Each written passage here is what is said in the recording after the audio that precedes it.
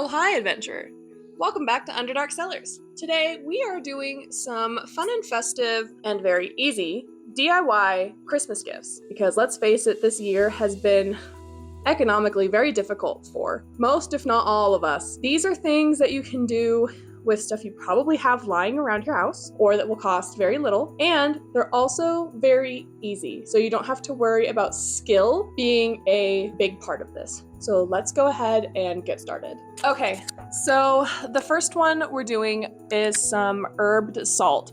Now, the holidays are full of cooking, and if you have any leftover fresh herbs, or if you have some dried herbs, you can use this. And then the other ingredient you need is salt. I'm gonna be using some coarse kosher salt, but if you don't have coarse kosher salt and you just have regular iodized salt, that's fine. Super easy. I'll show you now. So grab your blender, and I'm gonna use a food processor. Put your blender attachment in here, but I'm gonna add my coarse salt as well as some sage I've got in here. I also had some leftover thyme. I used like 2 sprigs of this for a recipe. I'm gonna be growing my own herbs next year, and I think that will help cut back on waste. You can also throw in some lemon zest. Basil would be good. Once you've got everything in your blender, we're going to go ahead and cap this, and we're just going to blend this until I'll show you. Alrighty, so you can see the majority of these herbs have been broken up. Oh, it smells so good. So this is a finishing salt, and it will give a beautiful herbed flavor to whatever you are making. Because we used fresh herbs, this is not able to go in a jar quite yet. What we need to do is make sure that everything is completely dry so that this does not spoil when we put it in a jar. So I'm gonna get some parchment paper, line this tray with some parchment paper, and then we'll go ahead and transfer that over. We're gonna go ahead and let this dry overnight, and then I'm going to transfer it to these cute little glass jars I have, tie some ribbon on there, and there you go. Been a couple hours, and the salt is completely dry. This is how I'm going to gift it. Put the lid on there. And this is how I gifted and styled it. I went ahead and put the lid on the jar along with a cute red ribbon and a homemade to and from tag, and it was adorable. I definitely recommend this one. This next one I'm actually pretty excited about. This one we're going to be making some easy DIY ornaments using 3 ingredients. Baking soda, again I'm like doubling this recipe, cornstarch, and water. Okay, I have my induction burner. So we're gonna grab this big pot. We're going to mix all of this together and then turn on the heat. Baking soda, and then our cornstarch. We're going to pour in our water.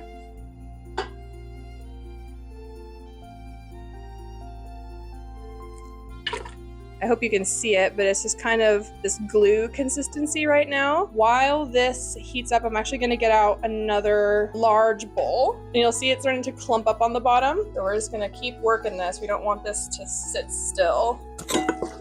We're getting to this thick consistency.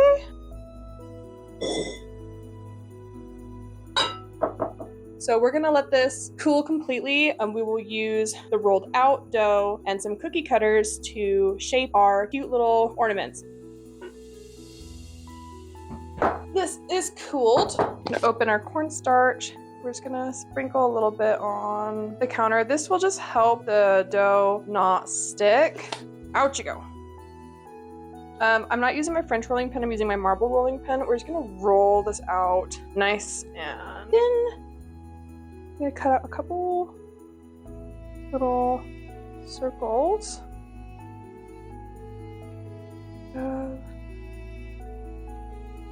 3 cats. Do 1 gently. Here. Okay.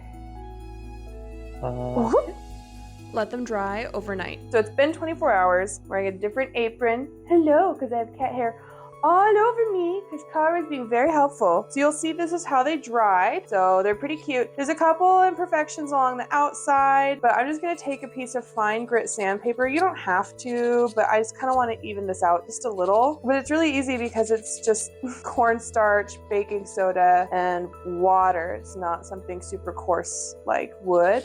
Once this is sanded, I'm actually gonna go ahead and string this up. This is Kara's ornament. So this is super cute. The paw print turned out really well. You can customize these as much as you want. You can paint them, you can put some sealant on them to make them glossy. I'm not gonna show my final product because I am giving these away for some Christmas gifts, but you get the idea, and we'll move on to the next one. All right, so this last one is really easy. Technically, we're not cooking anything, but it does involve rice. I sew, and I have scrap fabric. And instead of throwing this away, I'm going to use the scrap fabric. This is muslin, it's a type of cotton, and some rice, and I'm going to make a little rice bag. This is great for your friends, your family that are chronically cold. This is also great for those who have joint pain or whatever. We're just gonna make a really easy rice bag, and I'm gonna show you how. And I'm actually not gonna use my sewing machine because I do believe that everyone can make one of these. You can do it. I'm just gonna make a small one just for demonstration. I have some thread, a sewing needle, some pins, and rice. First things first, I'm going to pin these sides together and sew this, but I'll just go ahead and pin this. I mean, this is a project that won't take you super long. Once we have these kind of set aside, you'll see how we have a pocket. Watch me struggle threading this needle live. We're gonna tie a really basic knot in the end. So we're gonna do a pretty basic stitch. If you wanna get really fancy with your stitches, you can. I'm gonna do a back stitch. So I'm gonna go forward, then I'm gonna go in between these two threads, go back. And we're gonna do that all the way along the sides. I'm gonna put a little diagram up on the screen. You can see exactly what I did. So once the outsides on 3 sides are done, so we're going to flip this inside out. You'll see we have a nice little pouch. Use my finger, get in the corners. We're going to put our rice in here. Now what we're gonna do is we're gonna fold the top in on the sides like this, and we're going to pin like this. We're gonna do a ladder stitch across the top. It's like an invisible stitch. So I'm gonna do a ladder stitch across here.